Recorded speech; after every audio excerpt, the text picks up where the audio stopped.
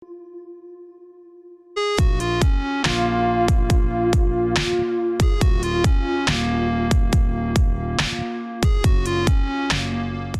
Friends, എല്ലാവർക്കും നമസ്കാരം.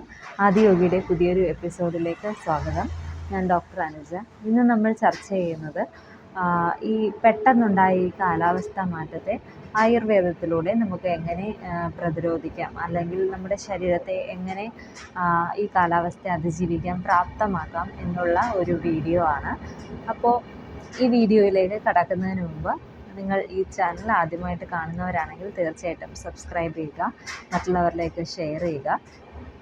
നിങ്ങൾക്ക് ഇതിനെപ്പറ്റിയുള്ള സംശയങ്ങൾ, ആയുർവേദിക് റിലേറ്റഡ് ആയിട്ടുള്ള എന്ത് സംശയമായാലും ഇതിന് താഴെ കമൻറ്റായി രേഖപ്പെടുത്താവുന്നതാണ്. ഞാൻ അതിന് റിപ്ലൈ ചെയ്യുന്നതായിരിക്കും. അപ്പോൾ നമുക്ക് നമ്മുടെ ടോപ്പിക്കിലേക്ക് കടക്കാം. അപ്പോൾ നമ്മൾ പെട്ടെന്ന് അതികഠിനമായ ഒരു ചൂടിൽ നിന്നും വളരെ തണുത്ത ഒരു അന്തരീക്ഷത്തിലേക്ക് വന്നിരിക്കുകയാണ് അല്ലേ. അപ്പോൾ പെട്ടെന്നുണ്ടായ ഒരു കാലാവസ്ഥ മാറ്റമാണല്ലേ. അതിൻ്റെ തലേ ദിവസം വരെ യാതൊരു സൂചനയില്ല മഴ വരുന്നു എന്നുള്ള ഒരു സൂചനയില്ല, ഒന്നുമില്ല. ഭയങ്കര ചൂട്, അതികഠിനമായിട്ട് ഉഷ്ണതരംഗമൊക്കെ ആയിരുന്നു അല്ലേ. അപ്പോൾ അതിൽ നിന്നും പെട്ടെന്നൊരു തണുത്ത അന്തരീക്ഷത്തിലേക്ക് നമ്മുടെ പ്രകൃതിയും നമ്മുടെ ചുറ്റുപാടും ഒക്കെ പോയി നമ്മുടെ കുളങ്ങളും കിണറുകളും ഒക്കെ നിറഞ്ഞ് ധാരാളം വെള്ളമൊക്കെ ആയിട്ട് നിറഞ്ഞ് കവിഞ്ഞൊഴുകുന്ന ഒരു സമയമാണിത്. അപ്പോൾ നമ്മുടെ ചുറ്റുപാടും ഈർപ്പവും ഈർപ്പമൊക്കെ വർദ്ധിച്ച് അന്തരീക്ഷത്തിലെ താപനിലയൊക്കെ വളരെയധികം അങ്ങ് കുറഞ്ഞു വന്നു. അപ്പോൾ നമ്മുടെ മനസ്സിനൊക്കെ ഒരു കുളിർമയുണ്ട്. ആ തീ ചൂടിൽ നിന്നും നമ്മൾ രക്ഷപ്പെട്ടല്ലോ. പക്ഷേ അതിനോടൊപ്പം നമ്മുടെ രോഗപ്രതിരോധ ശേഷി കുറഞ്ഞ് ഇരിക്കുന്ന ഒരു സമയമാണിത്. ഈ ഒരു കാലത്തെ നമ്മൾ ആയുർവേദത്തിൽ പറയുന്നത് ഋതുസന്ധി എന്നാണ്. അതായത് ഒരു ഋതുവിൽ നിന്നും അടുത്ത ഋതുവിലേക്കുള്ള മാറ്റം. ഈ മാറ്റത്തിന് എടുക്കുന്ന ഒരു സമയം അല്ലെങ്കിൽ ഒരു ടൈം പീരീഡ്, അതിനെയാണ് നമ്മൾ ഋതുസന്ധി എന്ന് പറയുന്നത്. ഈ ഋതുസന്ധി കാലത്ത് നമ്മുടെ ശരീരത്തിൻ്റെ ബലം കുറവായിരിക്കും, അതുപോലെ നമ്മുടെ അഗ്നിബലം കുറവായിരിക്കും. അപ്പോൾ ഈ ബലങ്ങളൊക്കെ ക്ഷയിച്ചിരിക്കുന്ന ഈ ഒരു സമയത്ത് നമ്മുടെ ശരീരത്തിലേക്ക് രോഗങ്ങൾക്ക് പ്രവേശിക്കാൻ വളരെ എളുപ്പമാണ്. അപ്പോൾ ഈ രോഗങ്ങളെയൊക്കെ പ്രതിരോധിക്കാനായിട്ട് നമ്മൾ എക്സ്റ്റേണലി കുറേ കാര്യങ്ങൾ ചെയ്ത് നമ്മുടെ ബോഡിയെ സപ്പോർട്ട് ചെയ്യേണ്ടത് വളരെ അത്യാവശ്യമാണ്. അപ്പോൾ അങ്ങനെയുള്ള ചില കാര്യങ്ങൾ, അല്ലെങ്കിൽ അതിന് വേണ്ടിയിട്ടുള്ള ചില ടിപ്സ് എന്തൊക്കെയാണെന്ന് നോക്കാം. അപ്പോൾ ഒന്നാമതായിട്ട് നമ്മൾ രാവിലെയും വൈകിട്ടുമൊക്കെ ചില ഡ്രിങ്ക്സൊക്കെ ശീലിക്കുന്നവരാണല്ലേ. എന്ന് വെച്ചാൽ ചായ കുടിക്കുന്നവരുണ്ടാവും, അല്ലെങ്കിൽ കാപ്പി കഴിക്കുന്നവരുണ്ടാവും. അപ്പോൾ ഇതിൽ നമ്മൾ നമ്മുടെ തുളസിയില, ബേസിൽ ലീവ്സ്, തുളസിയില, ചുക്ക്, കുരുമുളക് ഇവയിലേതെങ്കിലും ഒരു നുള്ള് ആഡ് ചെയ്തിട്ട് അത് കഴിക്കുന്നത് വളരെ നല്ലതാണ്. അല്ലെങ്കിൽ തിളപ്പിച്ചാറിയ വെള്ളം ഇവയിട്ട് നന്നായിട്ട് വെട്ടി തിളപ്പിച്ചിട്ട് ആ വെള്ളം കുടിക്കുന്നതും നമ്മുടെ അഗ്നിബലം ഇൻക്രീസ് ചെയ്യാനും, അതുപോലെ തന്നെ കഫത്തെയൊക്കെ കുറച്ച് കൊണ്ടുവന്നിട്ട് നമ്മുടെ റെസ്പിറേറ്ററി ട്രാക്റ്റിൻ്റെ അല്ലെങ്കിൽ ശ്വാസകാസ രോഗങ്ങളിൽ നിന്നും നമ്മുടെ റെസ്പിറേറ്ററി ട്രാക്റ്റിനെയൊക്കെ സംരക്ഷിക്കാനായിട്ട് ഇത് ശീലമാക്കുന്നത് വളരെ നല്ലതാണ്. അതുപോലെ തന്നെ ഇത് ഉപയോഗിച്ചിട്ടുള്ള ആവി കൊള്ളുന്നതും, തുളസിയില ഇട്ടിട്ട് ആവി കൊള്ളുന്നതും ഒരു ഹെൽത്തി ആയിട്ടുള്ള ഒരു ചര്യയാണ്, അല്ലെങ്കിൽ ഒരു റൂട്ടീനാണ്.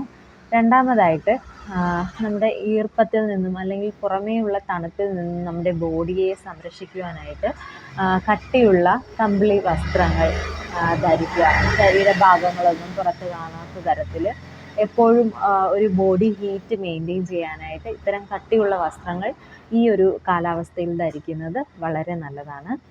പിന്നെ നമ്മൾ പുറത്തോട്ടൊക്കെ പോകുമ്പോൾ വെള്ളം ഒന്നും തലയിൽ വീഴാതെ, അല്ലെങ്കിൽ ഈ ഈർപ്പവുമായിട്ട് അധികം കോണ്ടാക്റ്റ് വരാതെ, അലർജി, ആസ്മ, തുമ്മൽ പോലെയുള്ള രോഗങ്ങളൊക്കെ ഓൾറെഡി ഉള്ളവരാണെങ്കിൽ ഒന്ന് ജസ്റ്റ് ഒരു എക്സ്ട്രാ കെയർ നിങ്ങൾ ചെയ്യുന്നത് വളരെ നല്ലതായിരിക്കും. ഇപ്പോൾ വെള്ളമൊക്കെ വീണാൽ, അല്ലെങ്കിൽ കുളി കഴിഞ്ഞാൽ രാസ്നാദി ചൂർണം എന്ന് പറഞ്ഞിട്ട് നമുക്ക് ഒരു ചൂർണ്ണമുണ്ട് ആയുർവേദത്തിൽ. അത് നിങ്ങൾക്ക് ഏത് ഒരു ആയുർവേദ ക്ലിനിക്കിൽ ചോദിച്ചാലും നിങ്ങൾക്ക് തരും, അല്ലെങ്കിൽ ഒരു ആയുർവേദ ഏജൻസിയിൽ ചോദിച്ചാലും കിട്ടും രാസ്നാദിപ്പൊടി. അപ്പോൾ ഈ രാസ്നാദിപ്പൊടി നമ്മുടെ നെറുകയിൽ തിരുമുന്നത് വളരെ നല്ലതാണ്. ഇത് നമുക്ക് രോഗപ്രതിരോധ ശേഷി നൽകാൻ സഹായിക്കുന്ന ഒരു റൂട്ടീനാണ്. അടുത്തതായിട്ട് നമ്മുടെ ഭക്ഷണക്രമമാണ്. അതായത് വളരെ ലൈറ്റായിട്ടുള്ള ദഹിക്കാൻ എളുപ്പമുള്ള ഭക്ഷണം വേണം നമ്മൾ ഈ സമയത്ത് കഴിക്കാൻ. ഞാൻ പറഞ്ഞു നമ്മുടെ ദേഹബലം അല്ലെങ്കിൽ അഗ്നിബലം കുറഞ്ഞിരിക്കുന്ന സമയമാണിത്. അപ്പോൾ ഈ ഒരു സമയത്ത് നമ്മൾ ദഹിക്കാൻ പ്രയാസമുള്ള ഭക്ഷണങ്ങൾ കഴിച്ചാൽ അത് നമ്മുടെ ബോഡിക്ക് ഒരു എക്സ്ട്രാ ബർഡൻ ആയിരിക്കും. അതിന് പകരം നമ്മൾ ലൈറ്റായിട്ടുള്ള ചില കഞ്ഞികൾ, അതായത് ഉലുവക്കഞ്ഞി, ജീരകക്കഞ്ഞി അല്ലെങ്കിൽ പഞ്ചകോലക്കഞ്ഞി, ഇതൊക്കെ ശീലിക്കുന്നത് വളരെ നല്ലതാണ്. ഇത് ഏതെങ്കിലും ഒരു നേരം നിങ്ങൾക്ക് കഴിക്കാവുന്നതാണ്. അടുത്തതായിട്ട് നമ്മുടെ ആയുർവേദത്തിലുള്ള ചില അരിഷ്ടങ്ങൾ, അതായത് ജീരകാരിഷ്ടം, ദശമൂലാരിഷ്ടം, ഇവയിലേതെങ്കിലും നിങ്ങൾക്ക് കുട്ടികൾക്കായാലും മുതിർന്നവർക്കായാലും കൃത്യമായ അളവിൽ മിതമായിട്ട് സേവിക്കുന്നത് രോഗപ്രതിരോധ ശേഷിയൊക്കെ ഇമ്പ്രൂവ് ചെയ്യാനും അതുപോലെ തന്നെ നിങ്ങളുടെ ഡൈജഷനൊക്കെ ഇമ്പ്രൂവ് ചെയ്യാനും ഇത് സഹായിക്കുന്നതാണ്. പിന്നെ ഒരു പുകയ്ക്കുന്നതിനുള്ള ഒരു യോഗം ഞാൻ പറഞ്ഞുതരാം. അപരാജിത ധൂപചൂർണം എന്ന് പറയും. ഇത് നിങ്ങൾക്ക് എല്ലാ ആയുർവേദ മരുന്നുകൾ കിട്ടുന്ന സ്ഥലത്തും കിട്ടുന്നതാണ്. പുകയ്ക്കാനുള്ള പൊടിയാണിത്.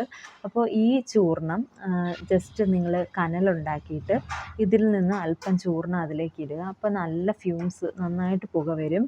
ഈ പുക ഏൽക്കുന്നതും അതുപോലെ തന്നെ നമ്മളെ റൂമുകളും അതുപോലെ തന്നെ ചുറ്റുപാടും വീടിൻ്റെ ഓരോ കോർണേഴ്സും അതുപോലെ തന്നെ നമ്മുടെ വസ്ത്രങ്ങളും ഒക്കെ പുകയ്ക്കുന്നത് പലതരത്തിലുള്ള ഇൻഫെക്ഷൻസിൽ നിന്നും അതുപോലെ തന്നെ വിവിധ തരത്തിലുള്ള ഫംഗസിൽ നിന്നും ഒക്കെ രക്ഷ നേടാനായിട്ട് നമുക്ക് സഹായിക്കുന്ന ഒന്നാണ്. ഈ ഒരു മഴ കാലാവസ്ഥയിൽ നമ്മുടെ അന്തരീക്ഷത്തിലും അതുപോലെ തന്നെ നമ്മുടെ ചുറ്റുപാടും നമ്മുടെ റൂമുകളിലും ഒക്കെ ഈർപ്പം കൂടുതലായിട്ട് തങ്ങി നിൽക്കുന്ന ഒരു സമയമാണ്. ഈ ഈർപ്പം എന്ന് പറയുന്നത് രോഗാണുക്കൾ അല്ലെങ്കിൽ ഈ ഫംഗസുകളൊക്കെ വളരെ വേഗം മൾട്ടിപ്ലൈ ചെയ്യാനായിട്ട് സഹായിക്കുന്ന അവർക്ക് വളരെ ഹെൽപ്ഫുള്ളായിട്ടുള്ള ഒരു ക്ലൈമറ്റാണ്. അപ്പോൾ അതിനെ ചെറുക്കണമെങ്കിൽ നമ്മൾ ഇത്തരം നമ്മുടെ ടെമ്പറേച്ചർ ഇൻക്രീസ് ചെയ്യുക, അല്ലെങ്കിൽ ഡ്രൈ ആയിട്ട് എല്ലാ സ്ഥലങ്ങളും നമ്മുടെ വസ്ത്രങ്ങളും അതുപോലെ തന്നെ നമ്മുടെ ക്ലൈമറ്റ് നമ്മുടെ ചുറ്റുപാട് സൂക്ഷിക്കുക എന്നുള്ളതാണ്. അപ്പോൾ അതിന് വേണ്ടിയിട്ട് ഈ ഒരു അപരാജിത ധൂപചൂർണം കൊണ്ട് പുകയ്ക്കുന്നത് വളരെയധികം സഹായിക്കും. അതുപോലെ തന്നെ നമ്മുടെ റെസ്പിറേറ്ററി ഹെൽത്തിനെയും ഇമ്പ്രൂവ് ചെയ്യാൻ സഹായിക്കുന്ന ഒന്നാണ് ഈ പുകയേൽക്കുക എന്നുള്ളത്. പിന്നെ ശുദ്ധജലം കുടിക്കുക എന്നുള്ളതാണ്. നമുക്കറിയാം ഇപ്പോൾ മഞ്ഞപ്പിത്തമൊക്കെ വളരെയധികം വൈഡ് സ്പ്രെഡായിക്കൊണ്ടിരിക്കുന്ന ഒരു സമയമാണ്. ഈ ഒരു കാലാവസ്ഥയിൽ അല്ലെങ്കിൽ ഈ വർഷകാലത്താണ് നമുക്ക് ഏറ്റവും മലിനമായിട്ടുള്ള വാട്ടർ കിട്ടുന്നത്. നമ്മൾ വിചാരിക്കും അബണ്ടൻ്റായിട്ട് ഒരുപാട് വെള്ളം കിട്ടുന്ന സമയമല്ലേ, അപ്പോൾ ശുദ്ധജലമാണെന്ന് നമ്മൾ കരുതും. പക്ഷേ നമ്മുടെ പ്രകൃതിയും നമ്മുടെ ജലസ്രോതസ്സുകളും ഒക്കെ ഏറ്റവും അധികം മലിനമാകുന്ന ഒരു കാലാവസ്ഥയാണ് വർഷകാലം എന്ന് പറയുന്നത്. അപ്പോൾ ജലജന്യങ്ങളായിട്ടുള്ള രോഗങ്ങൾ പടർന്നു പിടിക്കാനുള്ള സാധ്യത ഏറെയാണ്.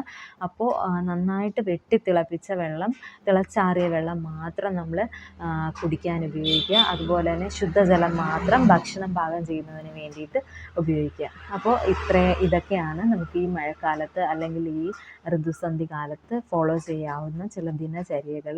അപ്പോൾ ഈ ചര്യകൾ നിങ്ങൾ നിങ്ങളുടെ റുട്ടീനിൽ പ്രാവർത്തികമാക്കുകയാണെങ്കിൽ തീർച്ചയായിട്ടും അത് നിങ്ങളെ ഹെൽപ്പ് ചെയ്യുന്നതാണ്. ഈ അറിവുകൾ നിങ്ങൾക്ക് ഉപകാരപ്പെട്ടു എന്ന് വിശ്വസിക്കുന്നു. മറ്റൊരു എപ്പിസോഡിൽ കാണുന്നവരേക്കും എല്ലാവർക്കും നന്ദി, നമസ്കാരം.